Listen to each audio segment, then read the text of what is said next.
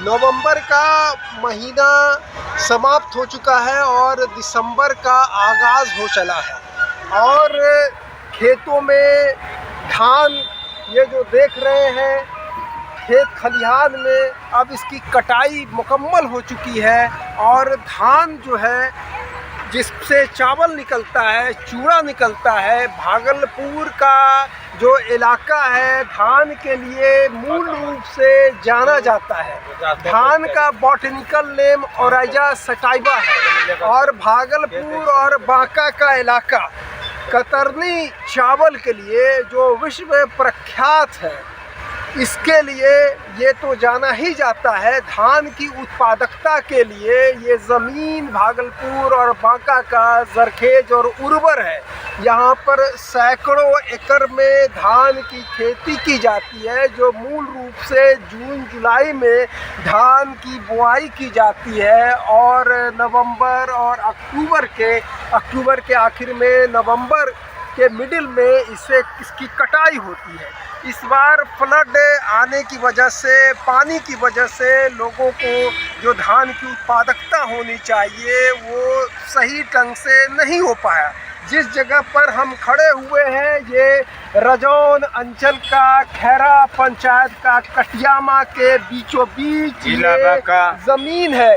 ये धान की खेती जहाँ भी आपकी नज़र जाएगी, आप सामने देखिए ट्रेन जा रही है, मालगाड़ी जा रही है, हर जगह धान की खेती और धान की कटाई हो चुकी है। धान को जो है बंडलों में बांध करके अभी खेत में डाल करके रखा गया है। यहाँ पर आप कुछ हमारे साथ यहाँ के जो खेत के किसान हैं जो धान की तैयारी कर रहे हैं, इनसे हम जानेंगे कि इस बार धान किस तरह से हुआ और धान की पैदावार के बाद अब इसको धान को कहाँ ये बेचेंगे। आपका शुभ नाम क्या हुआ? हमारा नाम शुभ नाम मोहम्मद आसिफ मंजूर एडवोकेट।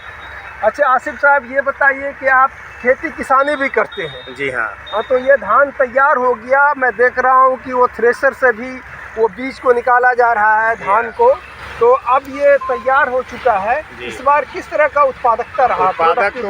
उत्पादक के बारे में कहते हैं तो फिलहाल तो बहुत खराब ही रहा।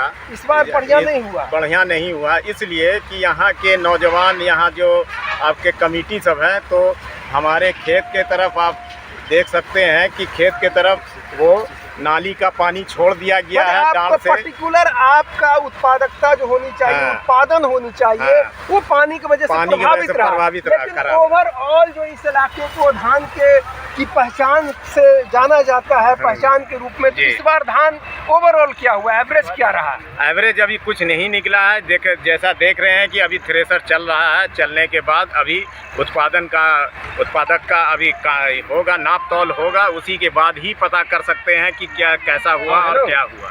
हाँ, तो मैं बता दूं कि ये जो रजौन का इलाका, रजौन अंचल का इलाका है, ये धान के लिए जाना जाता है और अभी बहियार में खेतों में धान पड़ा हुआ है और इसको बंडल बना करके लोग जो है थ्रेशर से धान को अलग कर रहे हैं, कुन्नी से निकाल रहे हैं। और यहाँ पर बहुत सारे फील्ड में और भी खेती किसानी के लोग हैं जिनसे हम जानेंगे।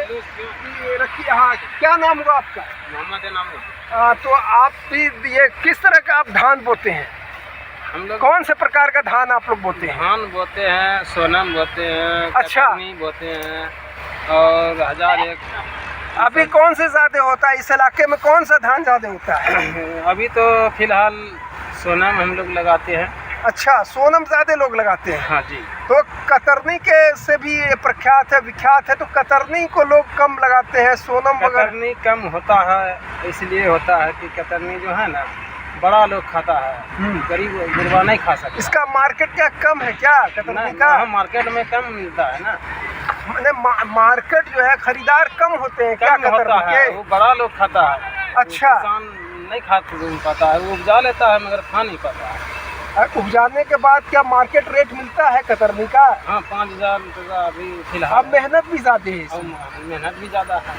अच्छा, इनका कहना है कि जो सोनम जो धान है वो आसानी के साथ और कम किफ़ायत में ये ज़मीन पर उगाता है और धान जो है चूड़ा और चावल के रूप में तैयार हो जाता है। और ये कुल जो ये धान को पकने में, बनने में, तैयार होने में कितना महीना लगता है? सबसे पीछे कतरनी, सबसे कुल 60 दिन या 75 दिन जून जुलाई में बोया जाता है। हम तो जाहिल आदमी हैं, ठीक है, मगर इतना बात तो हम किसान हैं, मगर हम सबसे पीछे कतरनी ही पीछे काटता भी है और डंगता भी है। अन्य धानों के मुकाबले कतरनी को सबसे बाद में काटा जाता है और अमूमन अभी खेतों से सभी प्रकार के धान की कटाई हो चुका है। और आप देख सकते हैं कि धान का बोझा लेकर के किसान जो है थ्रेशर ले जा रहे हैं। यहाँ से ये जो है सोनम, ये सोनम धान है, इसको थ्रेशर में ले जा करके इसको तैयार किया जाएगा, बीज निकाला जाएगा, धान निकलेगा और इसके बाद वो पुआल जो है कहीं न कहीं वो चौपाए के लिए जानवरों के काम आता है। तो यहाँ पर का इलाका दिखाने का मेरा मकसद ये है कि ये जो जगह है ये सिर्फ धान और यहाँ पर गेहूँ की भी उत्पादकता होती है क्या? कम होता है, कम, सबसे ज़्यादा धान। नहीं, धान होता है, चना भी होता है। धान और चना जो रब्बी में, अब ये लोग जो है ज़मीन जो खाली पड़ी है अब इसमें ये चना बोएंगे, गेहूँ बोएंगे। लेकिन धान की उपज और धान के उत्पादन के मामले में ये पूरा भागलपुर और बांका, क्योंकि मैं बता दूं कि बांका भी पहले भागलपुर का हिस्सा था, तो ये भागलपुर कमिश्नरी में ही है। तो एक तरह से इसे भौगोलिक रूप से भले ही अलग कर दिया गया हो, लेकिन जो प्रोडक्टिविटी है, आप जहाँ भी देखिए कि हर जगह धान का बोझा, धान को किस तरह से लोग अब तैयार धान को अपने अपने जगहों पर ले जा रहे हैं ताकि इससे बीज निकाला जा सके, चावल निकाला जा सके और इसके बाद अंतिम रूप से इसे चावल में जो चूड़ा मिल या वहाँ पर ले जा कर के चूड़ा निकालने का एक प्रक्रिया और प्रोसेस होता है। और यहाँ के विषय में मैं बता दूं कि ये कतरनी चावल, चूड़ा, ये तमाम जगहों पर जाता है। इसकी कीमत जो है अन्य जो चावल के मुकाबले में काफ़ी ज़्यादा होता है कतरनी का।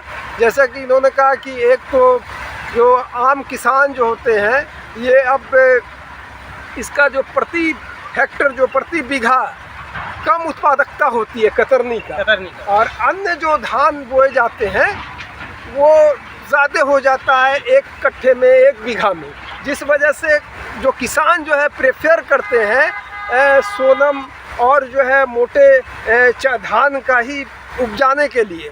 और जो शौकिया लोग, अब जो सिमटता जा रहा है कतरनी का जो रकबा है, धीरे धीरे सिमटता जा रहा है। इसके पीछे ये है कि जो लोग खास करके इंटरेस्ट लेकर के अपने खाने के लिए ये कतरनी लगाते हैं। इसकी उत्पादकता जो है भले ही बाहर में ये नाम प्रसिद्ध हो, प्रख्यात हो, लेकिन अब धीरे धीरे इसका रकबा कम हो रहा है। तो सरकार को इसकी तरफ जो है इसको बढ़ावा देने के लिए लगातार किसानों को खेतों में कतरनी बोए, इसके लिए प्रोत्साहित करने के लिए इन लोगों को पैकेज भी देना चाहिए ताकि ये लोग भी जो है आगे कतरनी की जो शिनाख्त है पूरे विश्व में वो बना रह सके।